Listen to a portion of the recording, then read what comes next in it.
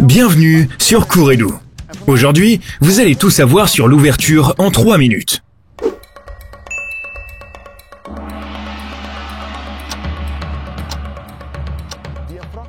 L'ouverture se compare avec la pupille de votre œil. Elle détermine la quantité de lumière qui tombe à travers l'objectif sur le capteur de votre appareil photo. Attendez, je vais vous montrer. Voici mon œil à travers la lumière du jour. Et voici ma pupille dans un endroit où il y a beaucoup moins de lumière. Vous voyez qu'elle est maintenant beaucoup plus grande. Ma pupille s'agrandit automatiquement pour que plus de lumière atteigne ma rétine et que je puisse mieux voir. Voilà comment fonctionne un objectif. L'ouverture, comme votre pupille, est une ouverture d'une certaine taille par laquelle passe la lumière.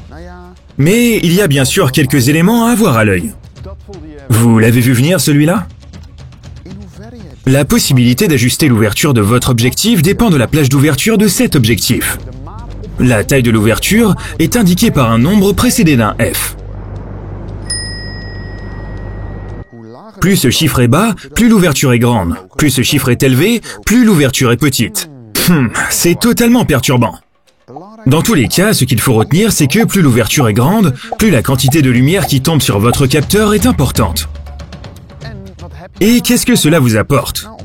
Tout d'abord, plus de lumière signifie plus de lumière, bien sûr. Surtout si vous voulez être en mesure de prendre de belles photos en cas de faible luminosité.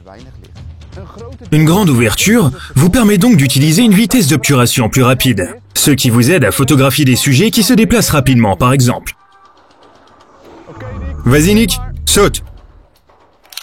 Et troisième avantage, vous les connaissez. Ces images où le premier plan est net et où l'arrière-plan est flou. Netteté, profondeur. Et l'ouverture joue un rôle important à cet égard. Plus l'ouverture est grande, plus l'arrière-plan devient flou. Oh, c'est ton vélo?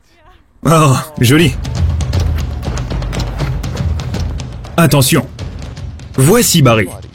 Barry est net. À petite ouverture, tout ce qui se trouve derrière Barry est net. Mais si nous augmentons progressivement l'ouverture, l'arrière-plan derrière Barry devient lui aussi de plus en plus flou. Bien sûr, vous n'avez pas nécessairement besoin de faire la mise au point sur un objet au premier plan, mais cela fera l'objet d'un autre épisode. Nous pourrions bien sûr entrer dans les détails de la netteté, de la profondeur, de ce que c'est, tout ça. Mais de toute façon, notre temps semble est passé. Alors pour aujourd'hui, c'est fini, mais n'ayez crainte, on revient bientôt. Nous espérons avoir pu vous aider un peu. Une suggestion intéressante ? Inscrivez-la dans les commentaires et nous l'ajouterons à notre liste. En tout cas, merci d'avoir regardé. N'oubliez pas de liker et de vous abonner. Et on se dit à la prochaine.